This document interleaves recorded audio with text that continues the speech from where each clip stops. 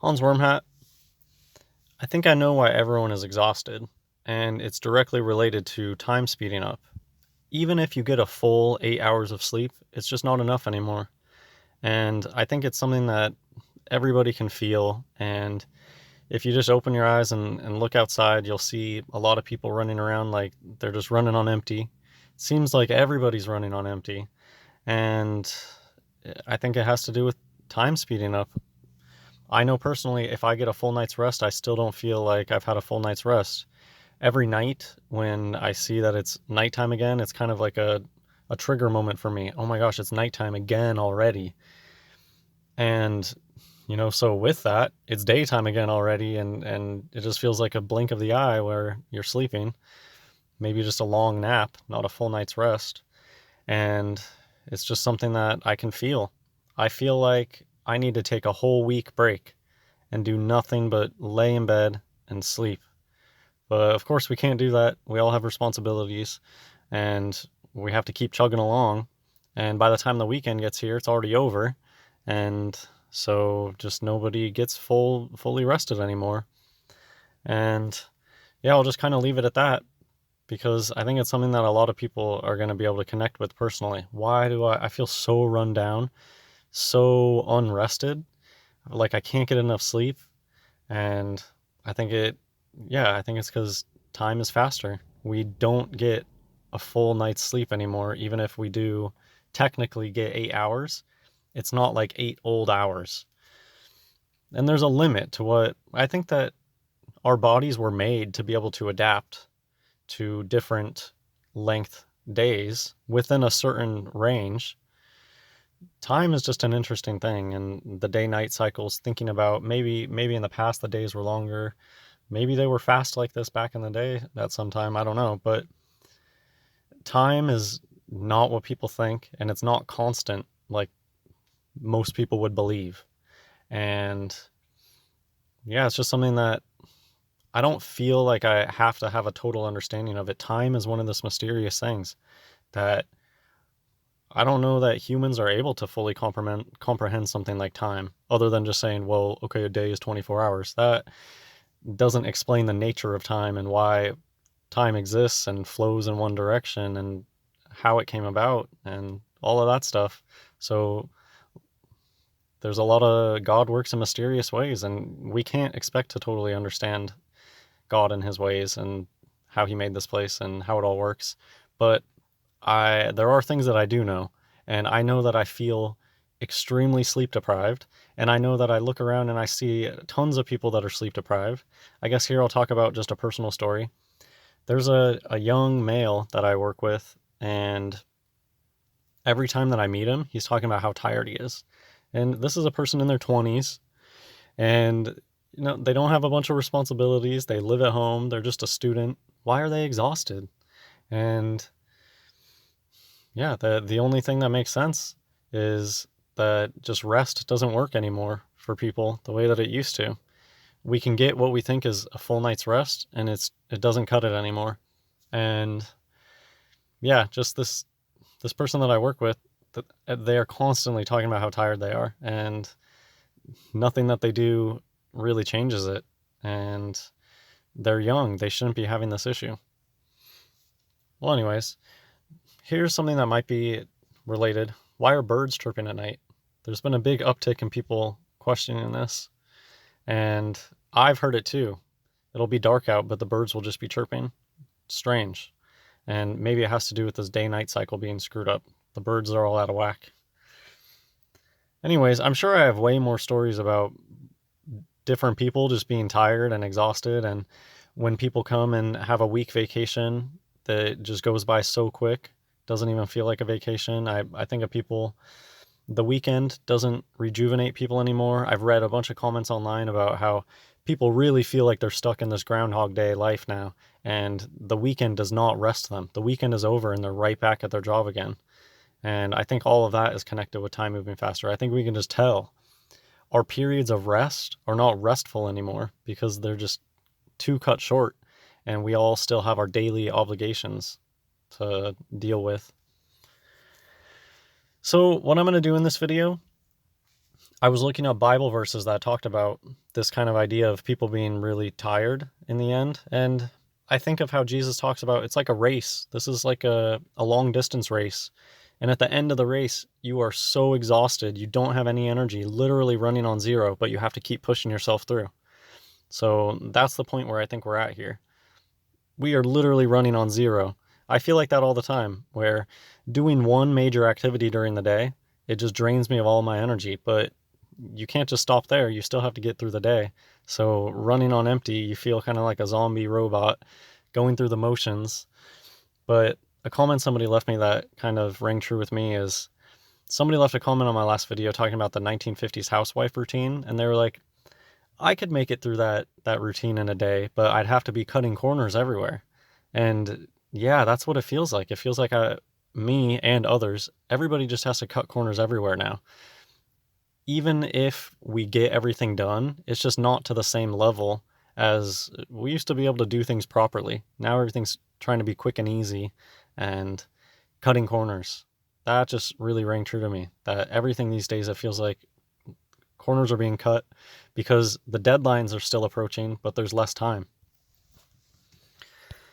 Okay, so I'm going to read from Isaiah chapter 40, and I just think it's a really great chapter. The whole book of Isaiah is amazing reading. It's really a shame that schools are so satanic and the world is so backwards that they have us mindlessly reading tons and tons and tons of Shakespeare and telling people that that's amazing and the best thing. And you don't read a page out of the Bible at all, and people praise that like it's a good thing.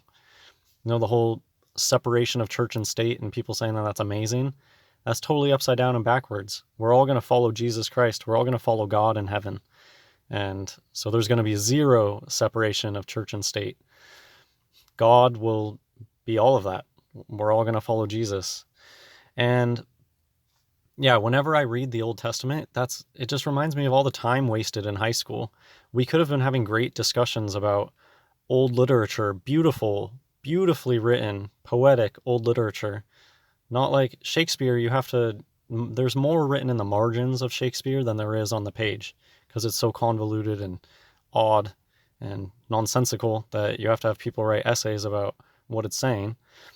The Bible, it has that majesty of language, but I think it's a big psyop on people, all the complaining about, oh, it's so complicated, thee and thou, and it's really not, and it's beautiful. So here we go, Isaiah chapter 40. Every valley shall be exalted, and every mountain and hill shall be made low, and the crooked shall be made straight, and the rough places plain, and the glory of the Lord shall be revealed, and all flesh shall see it together, for the mouth of the Lord hath spoken it. And so this is talking about the end of days. There's going to be a huge earthquake like there's never been before, and there never will be. And it's going to move mountains out of their place, and it's going to shake the earth. And also here, the glory of the Lord shall be revealed, and all flesh shall see it together. Notice how this is Isaiah, Old Testament stuff, prophesizing about things that we learn about later in the New Testament, that Jesus is going to return in the clouds, and every eye shall see him. Isaiah is mentioning that right here.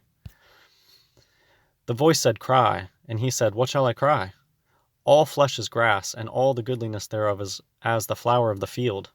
The grass withereth, the flower fadeth, because the Spirit of the Lord bloweth upon it. Surely the people is grass. The grass withereth, the flower fadeth, but the word of our God shall stand forever. Behold, the Lord God will come with strong hand, and his arm shall rule for him. Behold, his reward is with him, and his work before him. He shall feed his flock like a shepherd.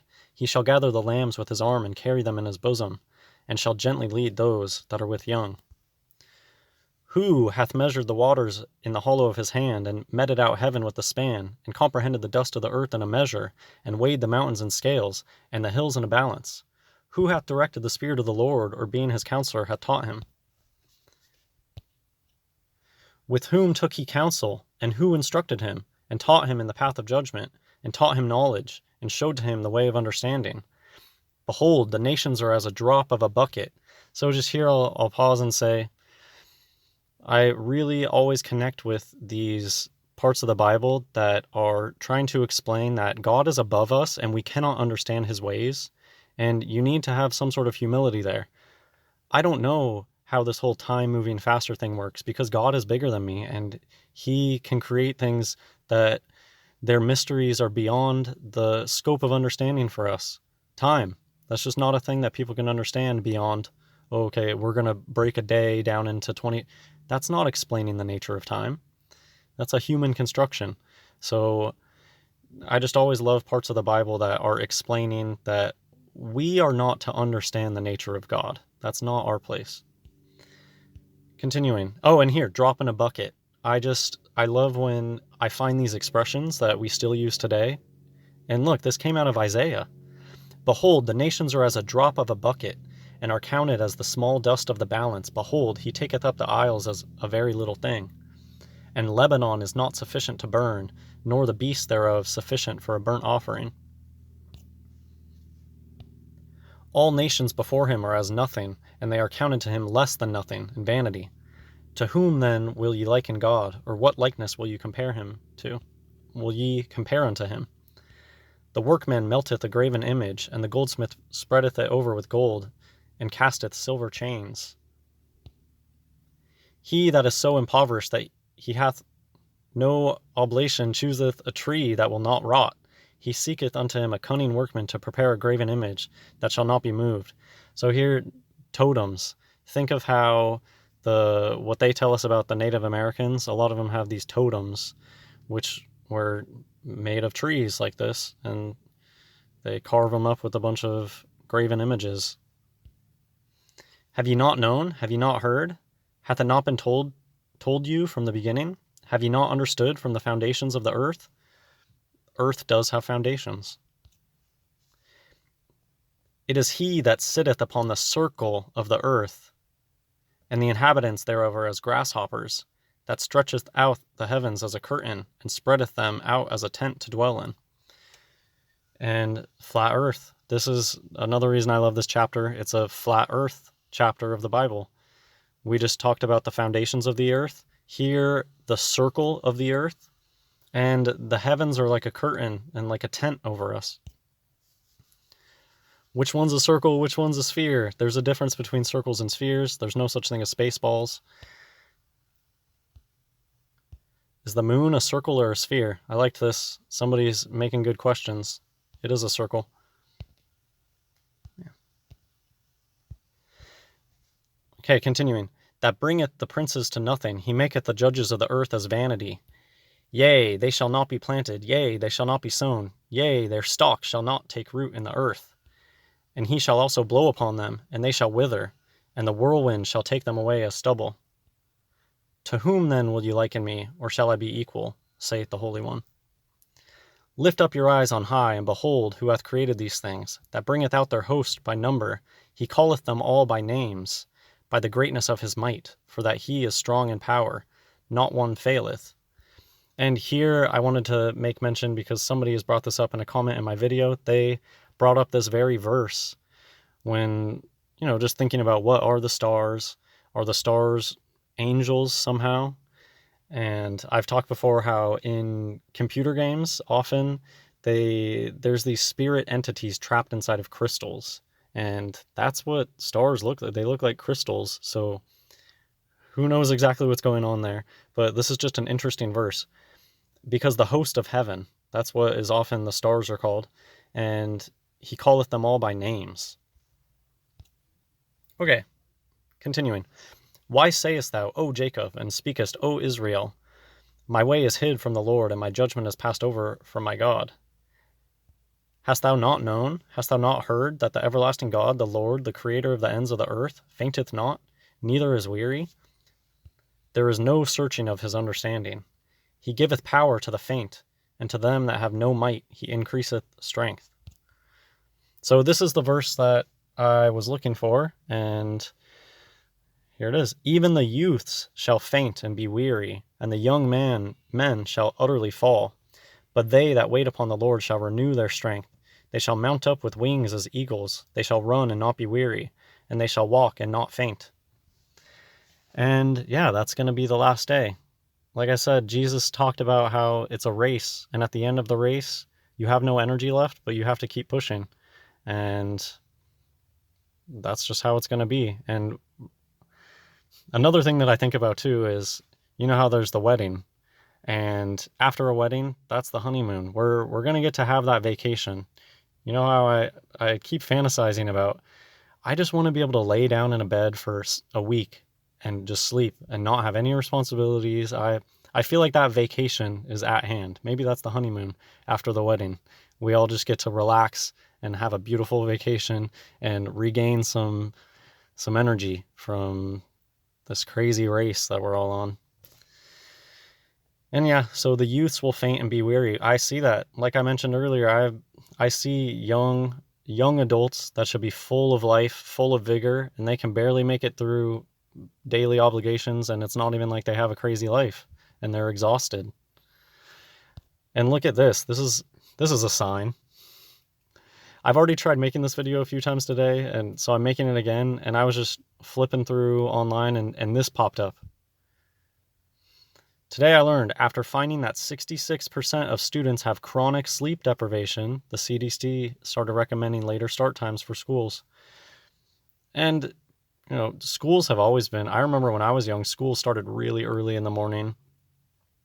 We were sleep deprived, probably, but we weren't walking around like zombies that had no energy whatsoever, like kids these days seem to be.